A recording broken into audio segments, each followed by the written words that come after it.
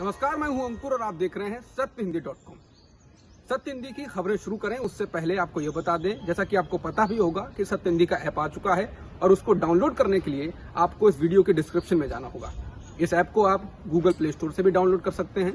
और अब नजर डाल लेते हैं अब तक की सुर्खियों पर। किसान आंदोलन में टिकरी बॉर्डर पर हिस्सा लेने आई पश्चिम बंगाल की युवती के साथ बलात्कार के मामले में पुलिस ने अब 6 लोगों के खिलाफ केस दर्ज कर लिया है। पीड़ित के पिता की शिकायत पर किसान सोशल आर्मी चलाने वाले अनूप और अनिल मलिक समेत 6 के खिलाफ हरियाणा के बहादुरगढ़ पुलिस थाने में मुकदमा दर्ज किया गया। आरोपियों में 2 महिलाएं भी हैं। पुलिस का कहना है कि आरोपियों को जल्द गिरफ्तार कर लेंगे। बता दें, पीड़ित युवती की 30 अप्रैल को कोरोना संक्रमण से मौत हो चुकी है। मौत से करीब 4 दिन पहले युवती को हॉस्पिटल में भर्ती कराया गया था, जहां बलात्कार की बात सामने आई थी।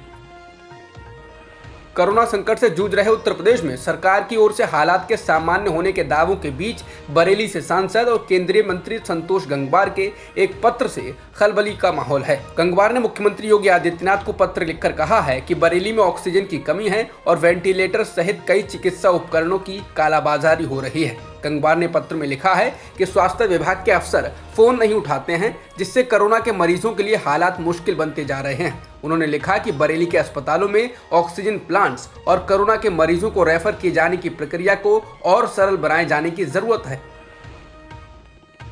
लखीमपुर खीरी के विधायक लोकेंद्र प्रताप सिंह ने मुख्यमंत्री योगी आदित्यनाथ को चिट्ठी लिखी है। चिट्ठी में उन्होंने कहा है कि वे चाहकर भी अपने लोगों को नहीं बचा पा रहे हैं। विधायक ने लिखा है कि ऐसा कोई गांव नहीं है जो कोरोना की चपेट में ना हो और लखीमपुर जनपद में ऑक्सीजन की बहुत कमी है और इस वजह से लोग मर रहे हैं। बता दें, इससे पहले मोहनलालगंज से सांसद कौशल किशोर ने भी लखनऊ प्रशासन पर आरोप लगाया था कि कोरोना के मरीजों की मदद करने के लिए जिन अधिकारियों को जिम्मेदारी सौंपी गई है, उसमें से अधिकांश लोगों के फोन बंद हैं और लोगों को सुविधाएं नहीं मिल पा रही हैं। इसी तरह फिरोजाबाद जिले के जसराना से बीजेपी विधायक रामगोपाल उर्फ पप्पू लोधी ने भी वीडियो जारी कर कहा है कि उनकी पत्नी को बहुत मुश्किल से एक अस्पताल में बेड मिला है और यहाँ बहुत ही खराब हालत हैं। वहीं पिछले महीने मंत्री ब्रजेश पाठक ने अपर मुख्य सचिव को पत्र लिखकर अस्पतालों, एम्बुलेंस, जांचों की खस्ता हालत का जिक्र किया था।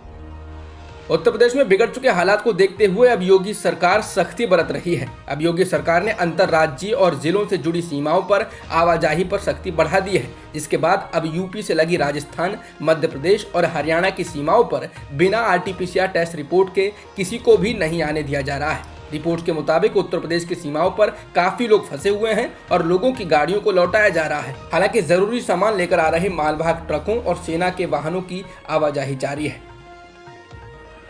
हेमंत बिस्वा शर्मा ने सोमवार को असम के मुख्यमंत्री पद की शपथ ले ली है। शर्मा राज्य के 15वें मुख्यमंत्री हैं। शपथ ग्रहण समारोह में बीजेपी के अध्यक्ष JP नड्डा भी मौजूद रहे। केंद्रीय मंत्री नरेंद्र सिंह तोमर ने रविवार को घोषणा की थी कि हेमंत को असम बीजेपी विधायक दल का नेता चुना गया है। तोमर गुवाहाटी में बीजेपी विधायक दल की बैठक के बाद बोल रहे थे। हेमंत बिस्वा शर्मा सर्बानंद सोनोवाल की जगह लेंगे। बीजेपी ने शुभेंदु अधिकारी को पश्चिम बंगाल में अपने विधायक दल का नेता चुना है। सोमवार को पार्टी के विधायकों की बैठक में उन्हें नेता चुना गया है। स्वाभाविक रूप से अधिकारी अब बंगाल विधानसभा में विपक्ष के नेता होंगे। पश्चिम बंगाल में हुए विधानसभा चुनाव में TMC को 216 सीटें मिली थीं, जबकि बीजेपी को 75 सीटों पर ही संतोष करना पड़ा था। कभी ममता के साथ रहे और अब बीजेपी में आ चुके शुभेंदु अधिकारी इस पद के लिए बड़े दावेदार माने जा रहे थे। पश्चिम बंगाल में आज ममता बनर्जी के मंत्रिमंडल के 43 मंत्रियों ने शपथ ले ली है। ममता बनर्जी इससे पहले 5 मई को ही मुख्यमंत्री पद की शपथ लेकर कार्यभार संभाल चुकी हैं।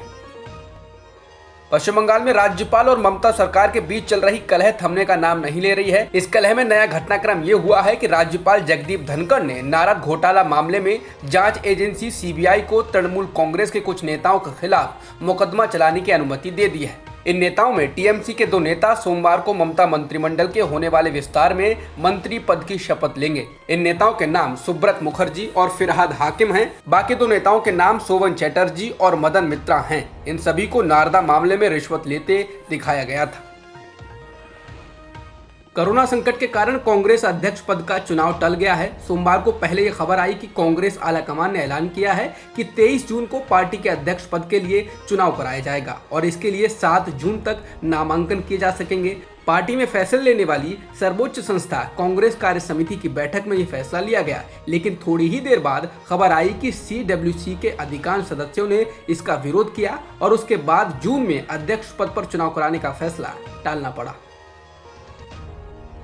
ऑस्ट्रेलिया के समाचार पत्र द ऑस्ट्रेलियन ने कोरोना वायरस और चीन को लेकर विस्फोटक दावा किया है। रिपोर्ट में कहा गया है कि अमेरिकी विदेश विभाग को हाथ लगी जानकारी के अनुसार जब दुनिया में कोरोना वायरस के घातक प्रभाव से लोग अनजान थे, चीन उसी समय कोरोना वायरस को हथियार के तौर पर इस्तेमाल करने के बारे में जांच कर रहा था। रिपोर्ट में यह भी आशंका जताई गई है कि चीनी सैन्य वैज्ञानिकों ने तीसरा विश्व युद्ध जैविक हथियार से लड़े जाने की भविष्यवाणी की थी। अमेरिकी विदेश विभाग को प्राप्त हुए खुफिया दस्तावेजों के हवाले से मीडिया रिपोर्ट में यह दावा किया गया है। इस रिपोर्ट के दावे के बाद चीन के इरादों को लेकर शक फिर से गहरा गया है। बता दें, ये शुरू से ही आशंका जताई जाती रही है कि कोरोना वायरस की उत्पत्ति कहीं चीन के किसी लैब में तो नहीं हुई है।